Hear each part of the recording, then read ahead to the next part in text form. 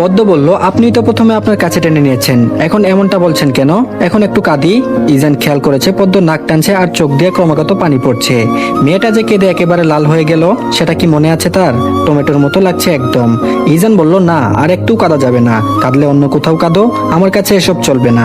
পদ্মের আরো ঠেলে কান্না আসলো। মানুষটা ভীষণ স্বার্থপর, তার মনের কষ্টগুলো এখন অনুভব করতে পারছে না কেন? খুব তো তখন পটু পটু কথা বলতে পারে, আবার তার বুকে কান্নাও করা যাবে না। পদ্ম ইজানকে আবারও জড়িয়ে ধরলো, তারপর বলল, আমি আপনাকে ছাড়া থাকতে পারবো না ডাক্তার সাহেব, আমার মন বসবে না ওখানে।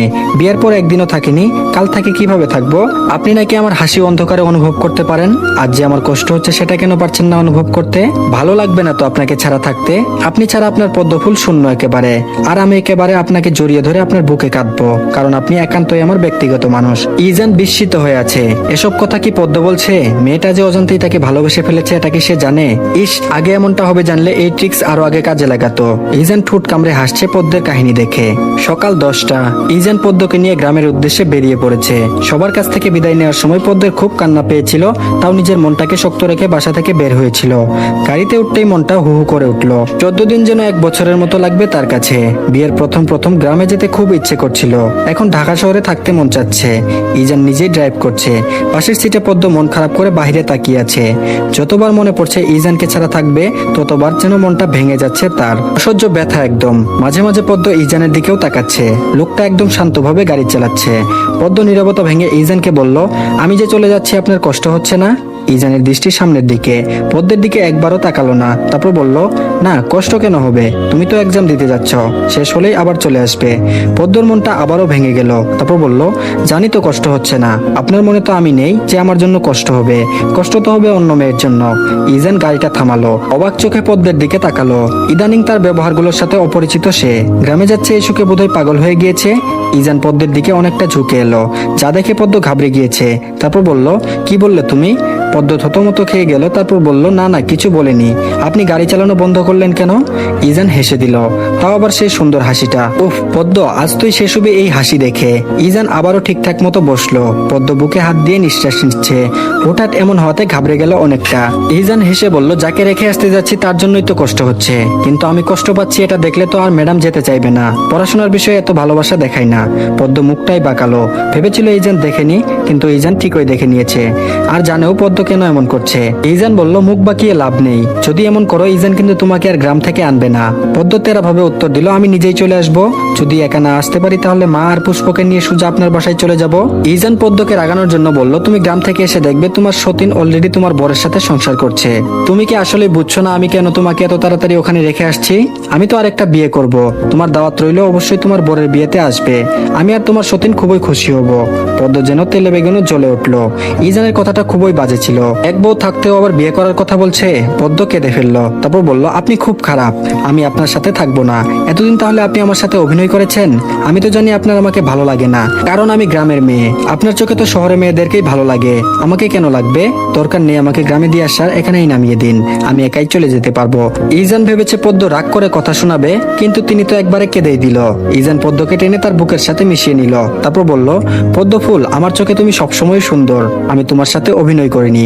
তবে এটা ঠিক, বিয়েতে আমার মত ছিল না, আমার মা জোর করেছিল। এই যে তোমাকে আদর দেই, ভালোবাসি, এগুলো আমি মন থেকেই দেই। বিয়ের পরের দিন থেকে আমি তোমাকে মেনে নিয়েছি। প্রথমে মানতে পারছিলাম না, এখন তুমি গ্রামে যাচ্ছ, আমি সহ্য করতে পারছি না। ইজান শেখের জীবনের প্রথম নারী তুমি, যার প্রতি সে এতটা দুর্বল, যাকে না দেখে ইজান তার সকালটা শুরু করতে পারে না, যার কষ্ট হলে সে নিজেও কষ্ট পায়, যার প্রতি ইজানের বুক ভরা ভালোবাসা রয়েছে, সেই মেয়েটি তুমি পদ্মফুল। তুমি নিতান্তই ভাগ্যবতী মেয়ে। ইজানের কথা শুনে পদ্ম কষ্টের মাঝেও হাসলো, তারপর বলল, আপনি অনেক ভাগ্য করে আমার মতো বউ পেয়েছেন, এই কথাও কিন্তু ভুলে যাবেন না। ইজান হেসে উত্তর দিল, একটু ভুলবো না। পদ্ম ইজানের বুকে একটা সুন্দর চুমু এঁকে দিল, তারপর গভীরভাবে ইজানকে জড়িয়ে ধরলো। ইজানও এক হাত দিয়ে জড়িয়ে ধরেছে, আর এক হাত দিয়ে ড্রাইভ করছে। দেখতে দেখতে পদ্ম আর ইজান গ্রামে ঢুকলো। পদ্ম ঘুমিয়ে আছে, সে গ্রামে চলে এসেছে, তার কোনো খেয়ালই নেই। ইজান পদ্মের বাসার জন্য এক গাদা জিনিসপত্র কিনেছে, সাথে আরো অনেক বাজারও করেছে।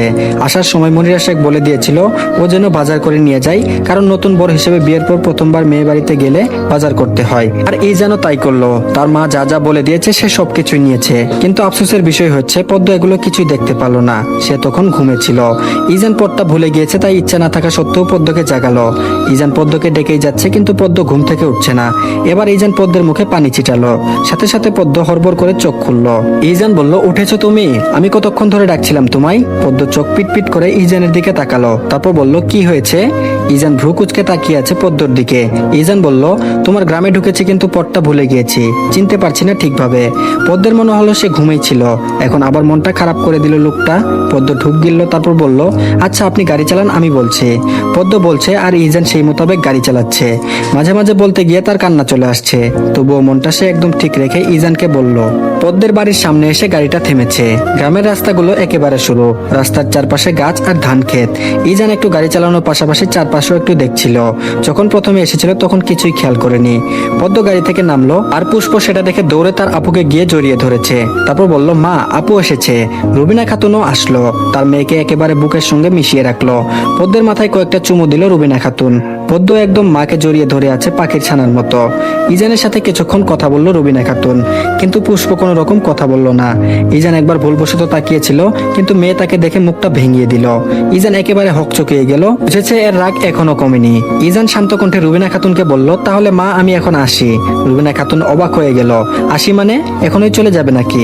নতুন জামাই প্রথম বাড়িতে এসেছো মাত্র, এখনই যাওয়ার কথা বলছে? রুবিনা খাতুন বলল, কি বলছো বাবা, এখন চলে যাবে মানে? ইজান সৌজন্যবোধ হাসলো। ইজান বলল, আসলে মা আজ কিন্তু আমার ডিউটি ছিল, তাও ছুটি নিয়েছি শুধুমাত্র পদ্মের জন্য। এখন আবার চলে যেতে হবে, কারণ কাল থেকে আমাকে ডিউটিতে ফিরতেই হবে।